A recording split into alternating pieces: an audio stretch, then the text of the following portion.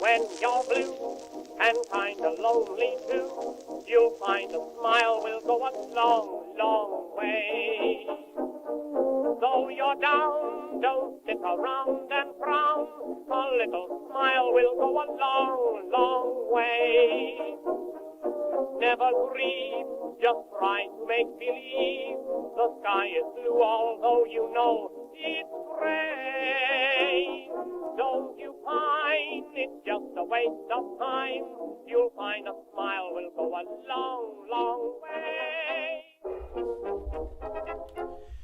And it's time for another episode. It's Ron and Jen's Great Escape. It's our attempt to put a little smile on your face, to turn that news frown, as we like to say, upside down. So I have to ask the question, did I not turn the thermostat up high enough today? Why are you wearing a down jacket? Well, yeah. Well, I mean, it's always cold in this guy's office. But what I am doing here, I'm trying to will in a snowstorm. No. I'm willing in the snowstorm. I'm ready. No. I've got my big puffy coat and my toque, and I'm ready to roll. Toque. Is that a New England thing, toque, or is that a Rhode Island thing? You know, most people would say it's a knit cap. It's a toque and a hassock. Yeah, my parents always called it a toque. Yeah. You know, a breezeway and all that. Is it the stuff. living room or is it the? It's the parlor. The parlor. Yeah. Nah, it's the parlor, man. Yeah. That's the way. But I want a snowstorm. No. Come on, snow. And you know why I say? Come on, a foot of snow. You know why I say no? Why? Shortage of snowplow drivers could spell major trouble. Come on, That's really? another thing to worry about. But that pays like major. What do you call it? Scuttle. Yeah, you get some good bucks. Major that. scratch. I do that, but no one will hire me. I can't see anything. But apparently, take out mailboxes. Apparently, that could be the next shortage that we're going to be going through. Who said? Well, this is according to USA Today. Okay. It says several states are facing a shortage of salt, truck, and snowplow drivers, potentially bringing day-to-day difficulties for motorists and slowing emergency service. So that's the next thing to worry about in this pandemic, is we might not have enough people to plow us out. Well, I guess we'll all just have to come together as a community with our little shovels. Yeah, why not? Why not? You know, kumbaya, and let's shovel each other out. You know, there's always a glass half empty, a glass half full to everything if you approach it correctly. So the glass half empty with that story is a shortage of snowplows. Yeah. The glass half full is nobody's going to take your mailbox out. No, but you know what really is terrible? And this has been bugging me for 2 years since I lived where I do. 2 years? 2 years. And all I'm going to say is this. The guy next door, all right, he's got a big 2-3 family house. Yeah. And we live pretty close. It's very dense where I live. And it's about a 9-car driveway. And he comes in and only plows his half.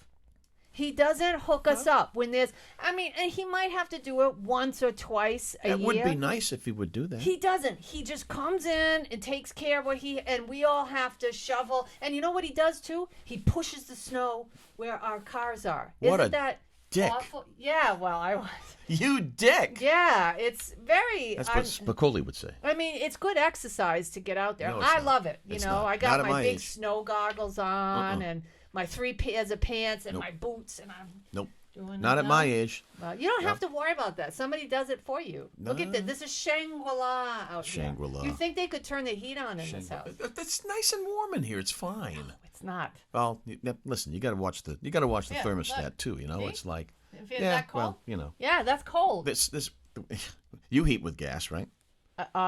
Yes. So we heat with gas too. Well, that's and expensive. the price is through the roof. Yeah. Why is that, by the way? You know what? Put on another sweater. I mean, Put on another sweater. It's natural. Can't you know they why? get it from the Because ground? they can. That's why. I mean, it's like, why does a dog, take care of business downstairs? Because it can. Do you think we're getting bamboozled with everything? Like, I mean, Yes. Yes? Yes. I don't even have to finish my sentence. Yes. Just everything is one big bam. There's not enough. Order now. This price is too high. Stuff at the grocery store. We can't get the microchips. Right. They're all trying to just make up money they lost from that last year. That's basically it. I mean, that's how I've felt that way for a basically it, while, yeah. but No, I think so. And I'm not a great believer in black helicopters. I know. I try to make you. This is Jimmy Carter. This is Jimmy Carterville. I lived through that. I'm old enough to remember that. A lot of people, my age, obviously. Refresh people's memory who are watching and what happened during Jimmy Carterville. Well, it's the inflation, the horrible inflation went Why? through the roof. Gas rationing. Mm-hmm. Yeah, because they could. Because that's that's just Because they can. We have our Christmas decorations up here in the podcast. We do. And we have decided it's okay to flip the switch very, very early. Yeah, forget Thanksgiving. Yeah, this can blow right past it. Enjoy pigs in a Thanksgiving. blanket. But, Yeah, I mean, you can listen to your Christmas music. You can enjoy can. You can enjoy the tree of brouillons. Yes. Which we now have 3 ornaments. There goes Alex. There goes our tree topper. Alec Baldwin is up top. What's her name? That's Joy Reid. Joy Reid, and then Brett Favre. And we'll be adding the next podcast. Brett Favre, that's Aaron Rodgers. Aaron Rodgers. Wow, that's a senior moment. Yeah, See? I'm telling you. This is what happens when you get old. You know why? It's cold. Yeah, it is. My brain freezes. It's cold in here, man. You know what's really depressing this time of the year? No. What? Falling back. The whole time change thing. I love it. No, I mean, is it time to eliminate this stuff? No, I love it when it's dark early. The changing of the clocks. Sunshine makes you happier. It's more beneficial to your health. Sure. Both mental and physical. I agree with that. So why take away another hour of daylight from us? Because you can go to bed early. Nah. And you don't feel guilty about it. That's what room darkening shades are for. Yeah, but it's not the same. So this is okay. So you and I are on complete opposite ends of this one. Yeah, I love it. I love that. And you have to feed the dog earlier because I hate walking when it's dark now. Well, the dog's clocks just stay. Their stomach clock just stays where it is. The cat and the dog are all messed up. I mean, they wake me up at 4 a.m. or 5 to get their breath. It's just crazy. All right. So you and I completely disagree on this one. Most Americans do want to eliminate changing the clocks, though. This is a YouGov poll. 63% of Americans would like to eliminate changing the clocks. I mean, that's such an antiquated thing. Yeah. This started with... Didn't we do it for farmers? This started with Benjamin Franklin, for Christ's sakes. It was so farmers could get their stuff to market. Do you want to know something about Benjamin Franklin? Yeah, he was a sex fiend. He was... Who told you that? I read it. Oh, it must be true, then. I read it, and it's in all kinds of books. Yes, that he was in these little clubs, and he would go to gay Paris, and he loved to engage. That's where he introduced the idea. True. That's where he introduced the idea of daylight savings time in Paris. Really? Yeah. First brought it up in Paris at a confab. Maybe it was one of those questionable confabs. Yeah, maybe. So I didn't know imagine that. He just didn't fly the kite with the key on it. He was a little bit more active than that. He loved to, well, I don't quite know how to say it, but there was a lot going on in his britches. So he wasn't just dipping that fountain pen in the ink to sign Bloomers and britches. the Declaration of Independence. He was dipping the stick elsewhere. Well, maybe that's what the club was called, Bloomers and Britches. Bloomers and britches. And he wasn't good looking, so I don't know who would. I mean, he was not a good looking guy. Well, the pictures of him that we see They drank a lot, though. Oh, yeah. Yeah. They used to really. I mean, they must have gotten hammered for that one. What was the place called? Bloomers and what? Well, I just made that up. Oh. Maybe it was a group called Bloomers and Britches because it's true. He was a little whoremaster. I hate to say that. I thought that was the store right next to Pumpkins and shit. Bloomers and Britches. Hey, listen. Oh my. Yeah, we should. I'm still on that. That's a great name for a store. Pumpkins and shit. Well, now you have to change it because it's Christmas and shit. Yeah, Christmas and shit. Because we go right past pumpkins and shit. All right. Smaller turkeys might be hard to find this Thanksgiving, apparently. Why would you want a small turkey? Yeah, I mean, what's the best part about Thanksgiving? Leftovers. Yeah, well, that's true. I mean, if you know how to cook. If you can boil water and read, you can cook. I disagree because there's nothing worse than having all kinds of meat, and if you don't like, I like the breast meat. That's it. So you take the shearer thing and you put it on your plate, but then you have this big cold, bone-laden, beheaded animal in your fridge, and if you don't know what to do with it, it just sits there, and then you throw it out a week Nothing later. says Happy Holidays more than that. Paint that beautiful picture. But anyway, smaller turkeys apparently might be hard to find this Thanksgiving. So go for the big bird. Yeah. Why not, Well, if you can afford it. Go for the big. Yeah, really, that's true. Even the price of turkey is like through the roof, too. Do you know what people are doing now, though? I saw this online, too. For real. It's one of those reels on Facebook. I don't know why there isn't any authority figures around the doors, whether it be at grocery stores or CVS's, but people now are going into grocery stores and they're putting in their carriages up to 20 detergents, and they're just loading their carts up with all of detergent is $20 a box. So they're hoarding again, is what you're saying? Well, they're not paying for it. They're walking right out. How can they do that? They're just walking out and nobody's stopping them because nobody wants to get into any sort of Oh, come on. no trouble. And these cars, they don't have license plates. These people are smart. They take the license plates, and it's not one person or two. It's usually 3 or 4. So they all put this stuff in the carts. They all rush out together, throw it in the cars, and drive away.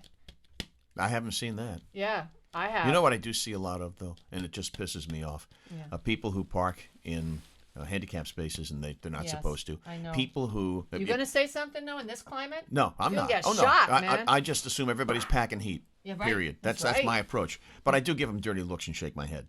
But I wouldn't even do that. I'd and just then keep my head down. even worse than that, or as bad as that, these lazy bastards who park they park right on. They do. It says fire lane, no parking. They intentionally park right on that, and then you turn and you look, the parking lot's empty. Yeah. The fat bastards would have to walk like another 15 feet. Well, we Lazy pray for sons- them that their lazy hearts turn sons of back bitches. towards God. I'm not paying for We praying we pray that they soften their hearts, Lord. my Soften God. their hearts so they do the right things because they want to. Yes, those lazy bastards. Wow. All right, I'm breaking out the Christmas tunes. Yes? We can't play them on the podcast. No, we can't because there are it's certain copyright yes, stuff. there are certain. Here's Hazel. Hi, sweetheart. She heard that Christmas is happening, so she's here with her list and her bated breath. There she is. I have, as you know, one of the most bizarre, extensive collections of Christmas music. You do. Huh. And this is one of my favorites. It was done by the Little Stinkers, and Yes. it's a single, and it's called "I Farted on Santa's Lap, and Now Christmas is Gonna Stink for Me." Well, so if you can want you hum the tune? no, I can't. But can't if you even want do to that? spice up your Christmas playlist, load in the Little Stinkers. It's a good, Yeah. and a good time will be had by all. Do you know what's a great I CD? promise. Or, well, you can find it on Spotify. Brian Setzer's. Yes, I've got that. Oh, do you? Yeah. Is it like Jam in Christmas Yeah. or something Yeah. like that? And it's big band. It's so much Oh, fun. he's great. I saw It's Setzer. a great I saw him live. CD. I saw him playing live at Disney Christmas? World. No, it was an opening of an event, Yeah. and he was great. Stray Cats was his band. Yes, yeah. and he is just, listen, He's whatever. fabulous. I don't care if he's 50, 60, 70. That music is awesome. And He it's used to just come- fun, crispy. If you're having a cocktail party, throw in that. Grab that up on Spotify. He used to play the casino in Connecticut on an annual basis up until the last couple of years when the pandemic kind of ruined Christmas, and he would play a Christmas concert there once a year. You know He was who's great. coming that I would definitely go see if I could get free tickets because I'm not going to pay $200 per ticket. Hall and Oates are coming. Yes. And the reason why this interests me is because Daryl Hall has a show he used to have a show, I don't know if it's on Vice or something. It's Daryl's house, and he would have people come in, whether it be people from, I'm just saying, whether it be Rick Springfield, Hootie and the Blowfish. And they jam. Yeah, a country. It was all genres, and it was acoustic jams, Yep. and it's phenomenal. Yeah, it was great. And then they sit around a big table, and they talk and drink wine about their music and how it came to be, and the different cultures. It's such a great great. show. It's great. Yeah, Daryl's house or something like I'll that. tell you who does a great Christmas concert, and we've seen her. Patty and I have gone to see her 3 times. Is the legendary Darlene Love. Oh yeah. Oh. Oh, I'm sure. Darlene Love is pushing 80, Yeah. and she's still. She'll probably be out there this year. I think she is. I think she might be playing Connecticut. But wow, if you have a chance to see her do her Christmas concert, it's wonderful. And before we go to Jen's news, this doesn't surprise me. What's that? A new poll that came out. CNN did this one. 76% believe social media giant Facebook is making the U.S. society a lot worse, with only 11% thinking it's making it better. I think you can put both of us in the 76% category. Yeah, well, here's why. I mean, Nasty. if you had to really pinpoint it and, talk about the acute ramifications of what Facebook does to society, it makes people angry. That's all it does, for the most part. It just makes people angry. And that anger, it manifests in ways, whether it be driving, whether it be parking badly, whether it be I don't give a you-know-what. I'm going to do whatever I want. I'm going to say what I want, how I want to say. There's no boundaries. There's no parameters. It's just, eek. But you also don't want to give that to the U.S. government to regulate. So No, you don't. There's an argument there. But the Facebook positives on Facebook, here we go. I'm going to do my glass half full, my glass half empty. There's positive. This is positive. Is it helps you connect with people that you haven't seen, and you're looking for people like classmates that you haven't seen or old friends. How about write a letter?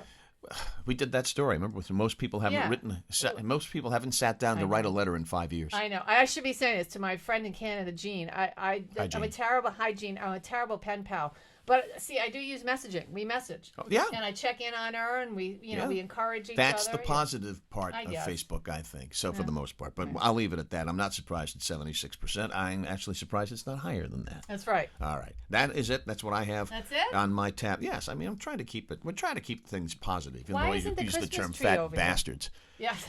Because we didn't have a new ornament for it. We'll have Fat. a new. We will have a new ornament of brouillons for our brouillon I tree see. in our next podcast. Okay. So now we turn to your. We do. Your We turn specialty. to my special segment called Jen's News, and it's America's favorite segment. No and doubt. Everybody, and to include their mama, texts me and emails me and says, and Texas. Texas. You can Texts. text. You can text Texas me. Texas at, is a state. You can, Texts is you what. can text me at, well, no, email me at jenbrien@rocketmail.com. Got that? And you can text me. Can you text me with our Facebook page? Yeah. Yes. Yeah, people can do that. If you find us on Ron and Jen's Great Escape page on Facebook, then you can send us texts. Yes. Do that? Send All us right. messages. And I found my kazoo, so here we go. It's time for my news. Yeah, yeah, yeah. Yeah. There. Giddy up. Poor Ron. Oh my God, Ron. All right. Would you ever donate your body to science?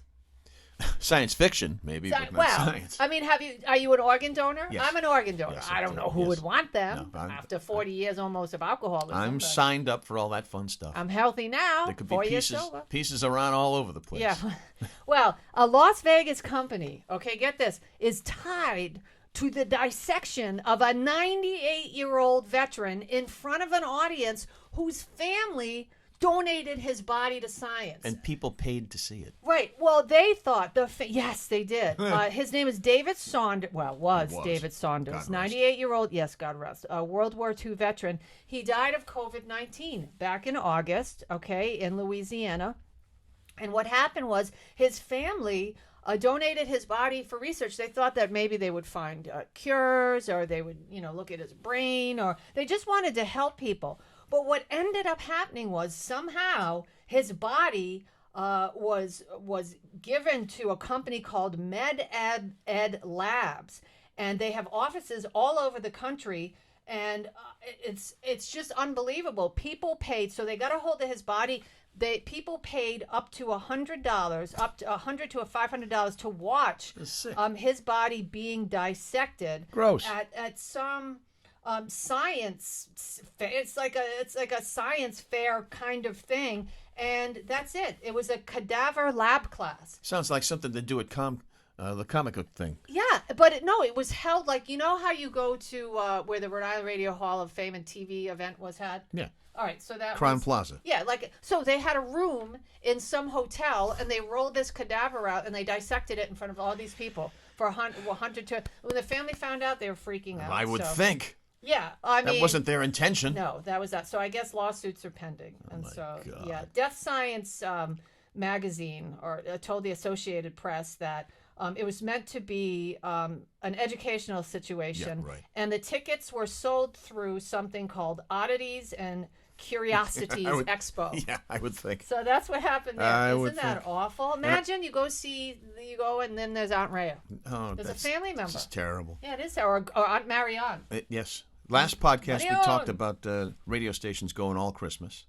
Yes. And of course, that would probably pull the trigger on Mariah Carey for about 10,000 plays between now and Christmas. She's got a little movie too. Oh, she does? Yeah, it's that what's her name? All I Want for Christmas. It's a little cartoon, and they run it on Prime. You can actually buy it, and it's basically the song in cartoon form. Great. Would you be interested in that? No, that's Anyway, McDonald's has a new entry. There's a lot of celebrity meals going on, whether it's Burger King or whether it's McDonald's, and it has a holiday twist. It's the Mariah menu. It's part of McDonald's 12 days of deals this year, and All the fun and food starts on December 13th. How so? Every guest gets a free item with a $1 minimum purchase in store on the app that includes burgers, breakfast, and chocolate chip cookies.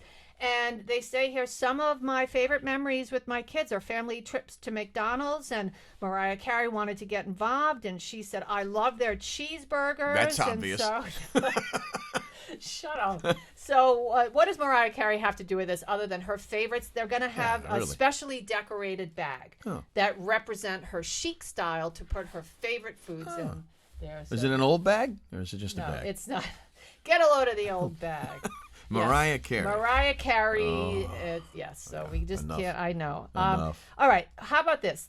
This was a question of the day, but I thought this would be interesting to do during this segment. More than 2/3 of Americans say that cancel culture unfairly punishes people for past actions.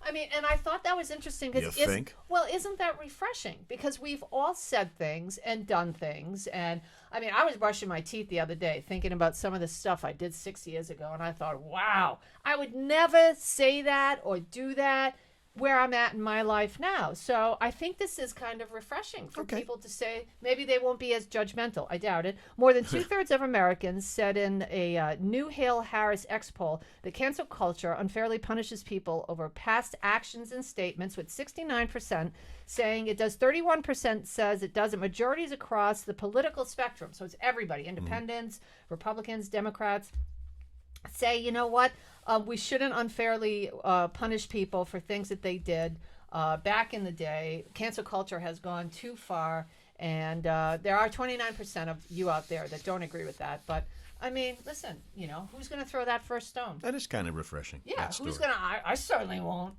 Oh my God, some of the things that some of the hookups, some of the, my God, you just want to bite your wrist. Ain't throwing no stones. You know what I'm saying, people? No. Well, both of us, Dear God. both of us have glass houses. We ain't chucking no stones. I won't. Now, before we get into, remember when we're going to do with you, right? Oh, yes. That's coming up. Yes. And there it is right there. Yes, thank you.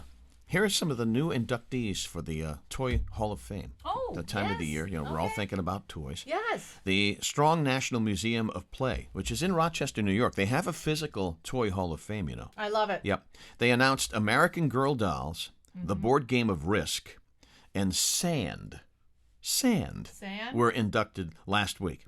Sand. I don't get it. Is it kind of thing you pour, like, and you make, like, I guess. Those widgets hit, like, if you put your hand there and then I don't know. sand. Maybe they just mean sand in a sandbox. Like from the beach? Kids play. So let's see, what hell? else? The toys were among 12 finalists, which also included Cabbage Patch Kids, Battleship. You sunk my battleship. And billiards. American Girl Dolls, created back in 1986. Oh. Risk was first published in the United Never States in played Risk. 1959. I don't like Risk. No, never played. Isn't that's the game of world conquering or something like that? Yeah, I have a video game or something like this on Xbox.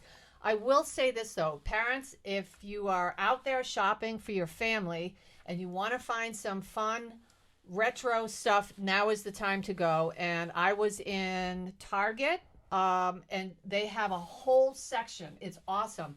Of retro, Oh, I mean, neat. a huge wall of retro stuff, whether it be Sorry or Hungry Hippos, or they had Care Bears and the like. So I got a bust out operation. Rubik's Cube, get there now, because there won't be anything left in a few I'm going to weeks. bust out operation for the next podcast. Oh, that's a good idea. Remove funny bone. Ha, ha. I know, but here's the thing: you have to do that after you drank a can of beer. Will you participate in that? We'll do it later in the day. Perhaps. We'll record the show around 4. That way you don't feel bad. Now we'll go to Remember When. You wouldn't feel bad anyway. No, I wouldn't. Nah. Let's go to Remember When. Yes. Because you always argue, I can't cook. And I say to you, if you can boil water and you can read, you can cook. Well. Then, of course, there comes this device where Well, this is really unusual history. everybody What you can like cook. to say, it's like this. It morphs. Remember When and Unusual History come together. And I read this the other day. I actually had a show long ago called Mental Floss. Yes. And Ron gave me my opportunity to do that show. And now it was actually a magazine. We didn't know that, but That's why we can't use the name. Yeah, that's why I really can't use it now because, it's this. But I read in Mental Floss magazine that it was about 50 years ago. It's the 50th anniversary of the crock pot. That time does fly, doesn't it? Yeah, and you want to know the origins? This is so interesting. I thought so. The kitchenware origins are traced to Lithuania in the 1800s. On Fridays before the sun went down, Jewish families brought crocks filled with meat, beans, and vegetables to the town's bakeries. They would tuck them into warm but cooling ovens, allowing the lingering heat to slow cook the food, right? So a guy named Irvin Naxon learned about this tradition from his mother, and he said, you know what? I'm going to try to do something with this. On May 21st of 1936, he applied for a patent. He created this thing called a crock pot. He was granted one on January 23rd of 1940, and that's when the product hit the market, and it was a massive hit in the 1950s, 60s, 70s. It found its way into the Smithsonian. Do you have a crock pot? I do. I have a Patriots crock pot. I love it. You can throw anything in there and just... But you know what? You can cook. Well, I'm not cooking. I dump stuff in a pot and it cooks for me. Hey. But then some show called This Is Us made them dangerous because one caught on fire and burned a house down. I remember that. People are crazy about the crock pot, leaving their crock pot now all day. I still do. So that's that. I mean, if you have a crock pot... I didn't know they were around that long. Yeah, but isn't that neat? So it's a Jewish tradition from Lithuania. That's how. So next time you use your crock pot, you can thank the folks in Lithuania for doing that. I'll close with this. Yes, sir. It's the season of giving, correct? It is. All right? And you get the bell ringers out there from Salvation Army and stuff like that. Oh, can they still do that, though? They did it last year, I believe. I hope but they can. Anyway, it is the season of giving. Yes, sir. And so here we go. The most charitable states in the United States. Is this Wallet Hub? This is done by Wallet Hub. Are we charitable, Ronzo? We are 46th out of 50 when it comes to charity. Terrible. That sucks. Yeah, that's all right? not good. So if you can, help your fellow man. All right? Because it's a season of giving. You know how you can do that, too? Just clean your closet out, put it in a bag, and bring it to church. Somebody can use it. Yeah, or at Salvation Army. People are in need right now. All right. So when they ring that bell, pony up. How's that sound? Yeah, somebody, please don't slap them, because I'm waiting for that video. Oh, please. Someone's going to slap a Don't even Salvation suggest Army. it. Don't even I know. suggest I'm it. sorry. I should have never even said that. There we go. That's all right. New England, by the way, doesn't even show up in the top 10. Did you get my box of candy yet? No comment. You'll find a smile will go a long, long way.